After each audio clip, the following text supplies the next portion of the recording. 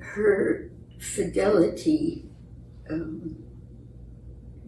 all through her life. Like, you know, she was called forth, she was set aside, she was called forth, she went back into kind of obscurity and so forth. She stood always ready to serve. And that's a very beautiful aspect of her life to me.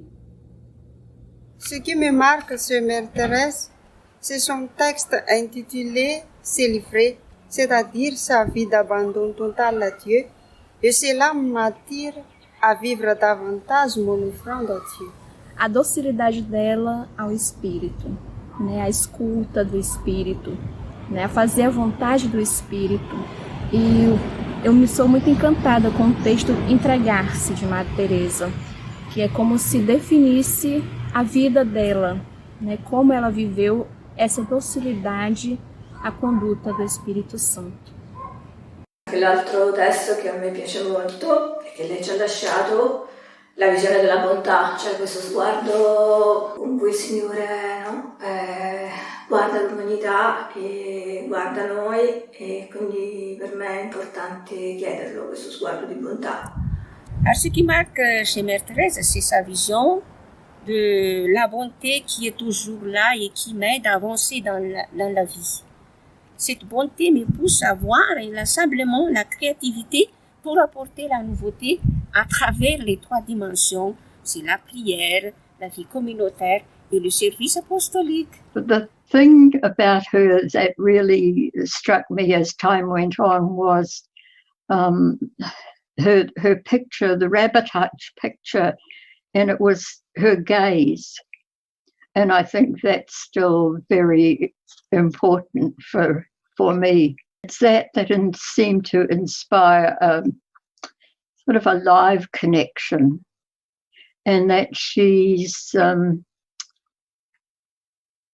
very accepting, and there's a loving element that's not that you don't get so much in the writing about her. So it seemed to make a personal connection. I think there are other people who've been to our place and they've seen the picture of Mother Therese and are very taken with that, the eyes that follow you and that look deep into your heart. At least in the early years of my Sanacal life, I found Mother Therese to be so serious and a little bit stern. But now, having gone through formation, and I think the Young Sisters meeting was also very significant for me, being there at the place where she grew up, and now I could see, I could say to myself that Mother Therese inspires me in living a life of simplicity and devotion to God. Also, I discover more her fortitude, and she's a strong woman, and she's not afraid to speak her mind. And when she knows that she needs to do something and she knows that it's the right thing to do, she will do it. And she doesn't mince her words. And I could very much relate to that.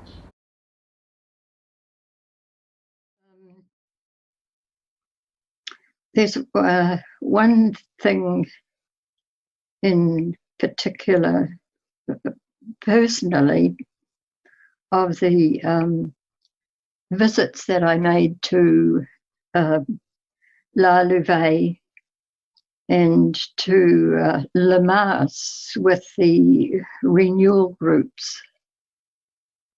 That's where I found Thérèse Couderc in a new way that's stayed with me. I spent time in the room that they said had been the girls' bedroom, at least it was one of the rooms that looked out to the mountain.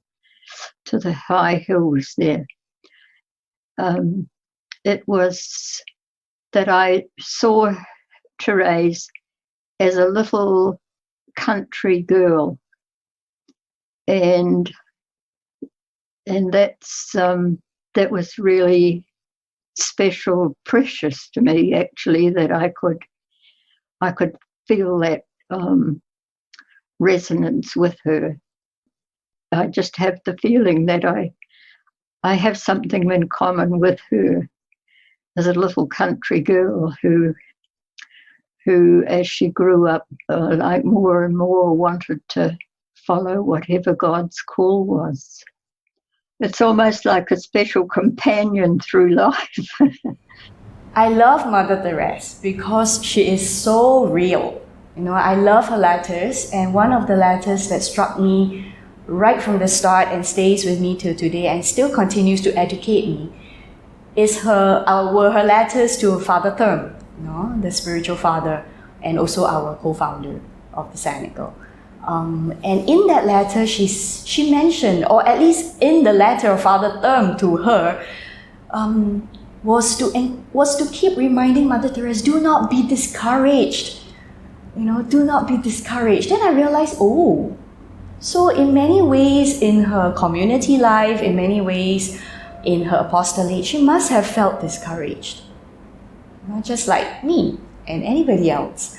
And discouragement was something that Father Thurm kept reminding her, you know, to be aware, become aware of yourself, so that you may choose again. And for me, that has been a greatest source of teaching in my own life and also in my ministry.